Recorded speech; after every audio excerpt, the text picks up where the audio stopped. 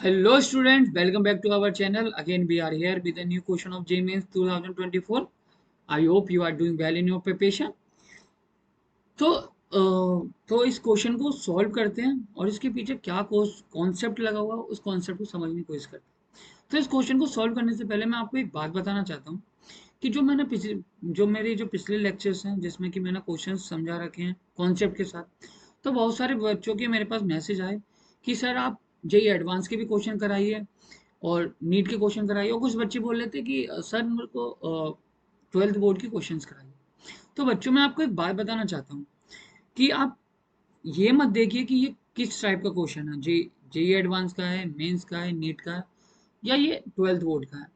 आप ना उस क्वेश्चन के पीछे जो कॉन्सेप्ट लगा है ना, उस कॉन्सेप्ट को समझने की कोशिश करिए।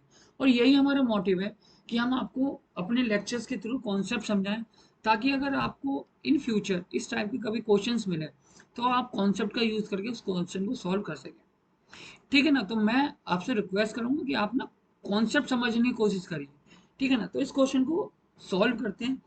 तो देखिए इस क्वेश्चन में क्या बोला है। इसमें बोला है कि अगर मेरे पास 50 ml of 0.5 molar oxalic acid है, उसको उसको न्यूट्रलाइज करने के लिए 25 ml ऑफ NaOH सॉल्यूशन की जरूरत होती है। तो मुझसे पूछा है कि उसी सॉल्यूशन का, जो NaOH का सॉल्यूशन है, अगर मैं उसका 50 ml ले लेता हूँ तो उसमें मुझे कितना अमाउंट NaOH का प्रेजेंट होगा। ठीक है ना? वो मुझसे पूछ रहा था। तो इस क्वेश्चन को करते हैं। तो देखिए ऑक्जेलिक एसिड क्या है, एक एसिड है। ठीक है। और ये क्या है, मेरे पास एक बेस है, यानी कि ये क्या है, एक एसिड एसिड बेस रिएक्शन है। ठीक है। तो जब एसिड मेरे पास किसी बेस के साथ रिएक्ट करता है तो क्या बनाता है, मेरे पास साल्ट बनाता है, प्लस H2O निकलता है, वाटर निकलता है। ये बेसिक रिएक्शन होती है जो एक एसिड बेस के बीच में होती है। ठीक है ना? तो देखो यहाँ पर ऑक्जेलिक एसिड है, तो देखो ऑक्जेलिक एसिड का फॉर्मूला क्या होता है, COOH। एक ये डाइप्रोटिक एसिड होती है और यहाँ पर 2 वाटर मॉलिक्यूल्स भी होते हैं, डाईहाइड्रेट होता है ये। ठीक है ना? तो डाईहाइड्रेट होती है ऑक्जेलिक एसिड, इसको इस तरीके से लिखेंगे। और NaOH को सबको फॉर्मूला पता है कि NaOH जो होती है एक बेस होती है। अगर मैं इसकी रिएक्शन कराता हूँ तो इस रिएक्शन से मेरे को ये मिलेगा एक साल्ट। ठीक है। ये क्या मिलेगा, ये प्लस हो जाएगा, यहाँ प्लस, यहाँ माइनस, यहाँ माइनस। ठीक है। और यहाँ पर क्या निकल जाएगा, वाटर मॉलिक्यूल। अगर मैं इस रिएक्शन को बैलेंस करूँ तो ये इस तरीके से मेरी रिएक्शन बैलेंस हो गई। ठीक है। यहाँ 4 मॉलिक्यूल H2O हो गए, तो ये रिएक्शन मेरी बैलेंस हो गई। तो ये रिएक्शन है जो मेरे पास हो रही है। ठीक है ना? अब इस क्वेश्चन को करने के ना कई सारे तरीके हैं। ठीक है। ठीक है। अब आप मोल का यूज करके इस क्वेश्चन को भी कर सकते हो। ठीक है। लेकिन हमने जो लॉ पढ़ रखा है ना, जो लॉ है, लॉ कौन सा है हमारे पास, law of equivalence. Law of equivalence. ठीक है। तो वो लॉ क्या बोलता है, उस लॉ को अगर हम यूज करेंगे ना तो उस लॉ से हमारे पास इस क्वेश्चन को सॉल्व करने का एक अच्छा तरीका मिल जाएगा। तो वो क्या बोलता है, अब देखो ये एसिड बेस रिएक्शन है, तो यहाँ से हमें लॉ ऑफ इक्विवेलेंस से क्या मिलेगा कि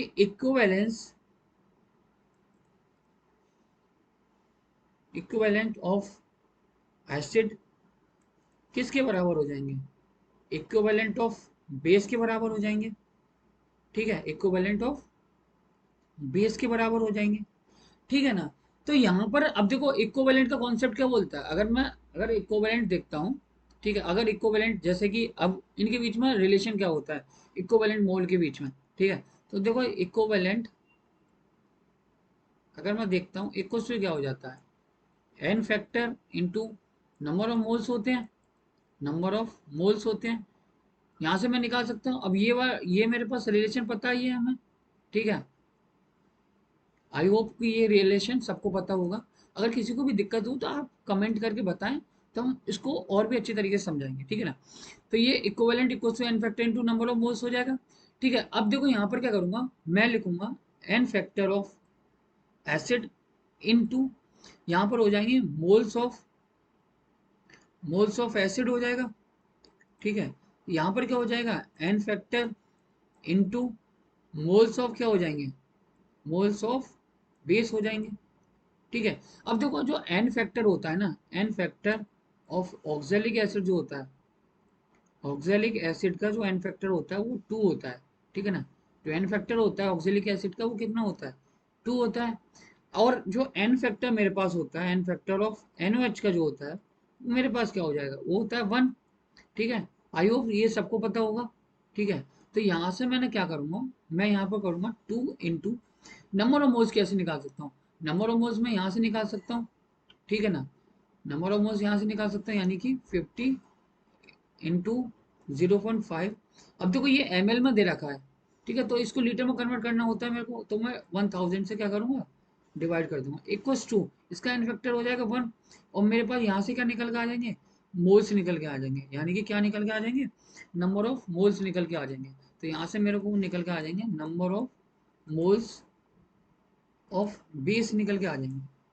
ठीक है ना, यहाँ से, तो यहाँ को मैं इस तरह यहाँ पर सॉल्व कर लूँ। ठीक है, तो यहाँ पे मैं कैलकुलेट करूंगा, तो यहाँ पर देखो कितना आ जाएगा, 2 इंटू, ठीक है, 2 इंटू 50 इंटू 5 अपॉन, मैंने एक ये जीरो ये हटा के देसी में लगा के नीचे 10 ले लिया। ठीक है, अब आगे मैं इसको सॉल्व करूंगा, देखो एक जीरो से एक जीरो कैंसिल आउट हो जाएगा, और यहाँ से ये 10 बनेगा, तो एक 10 बनेगा, तो एक जीरो यहाँ से कैंसिल हो जाएगा। ठीक है, और यहाँ से क्या हो जाएगा, 20 आ जाएगा। तो इक्वल टू क्या हो जाएगा, number of moles of NOH मिल जाएंगे मेरे को यहाँ से। ठीक है ना, यहाँ से नंबर ऑफ NOH के मोल्स मिल गया, वो कितने हैं, वो है मेरे पास इक्वल टू कितने आ गए, यहाँ से 1/20 आ गए ना।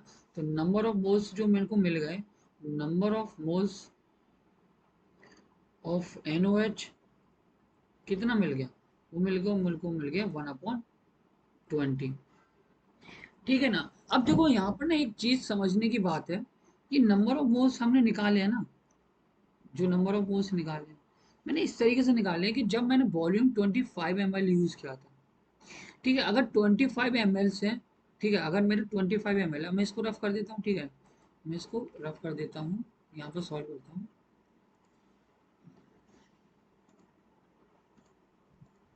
इसको रफ कर देता हूँ।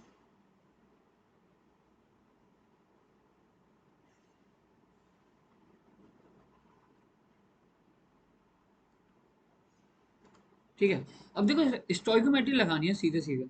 अगर मैंने देखो 25 जब ml जब यूज किया था इसको न्यूट्रलाइज करने के लिए, वहां से मेरे को कितने मोल्स निकल के आए NOH के, तो जो वो NOH नंबर ऑफ मोल्स जो निकल के आए, number of moles of NOH के जो निकल के आए, वो मेरे पास कितने निकल के आए, वो निकल के आए कितने, 120। ठीक है, और अगर मैं यहाँ से 50 ml ले लेता हूँ, 50 ml ऑफ NOH सॉल्यूशन ले लेता हूँ, NaOH का जब सॉल्यूशन ले लेता हूँ, ठीक है, तो वहां से मेरे पास कितने मोल्स आएंगे इसके, तो यहाँ वो इसका डबल कर दूंगा मैं, तो यहाँ से आ जाएंगे 1/10। तो ये 1/10 मेरे पास क्या आ गए, ये आ गए मेरे पास मोल्स ऑफ NOH। ठीक है, जब मैंने 50 ml ऑफ NOH सॉल्यूशन लिया, अब मुझसे पूछा कि 50 ml of given NOH solution के अंदर कितना अमाउंट होगा। तो देखो मोल्स की डेफिनेशन हमें पता है, तो मोल्स किस तरीके से निकालते हैं, तो मोल्स का जो फॉर्मूला होता है मोल्स का, मोल्स ऑफ NOH जो निकालोगे वो कितना हो जाएगा। अब ये रिक्वायर्ड अमाउंट में डाल लेता हूँ, कि यहाँ रिक्वायर्ड अमाउंट, ठीक है, जो हमें चाहिए, डिवाइडेड बाई इसका मोलर मास। ठीक है, इसका मोलर मास, ठीक है ना।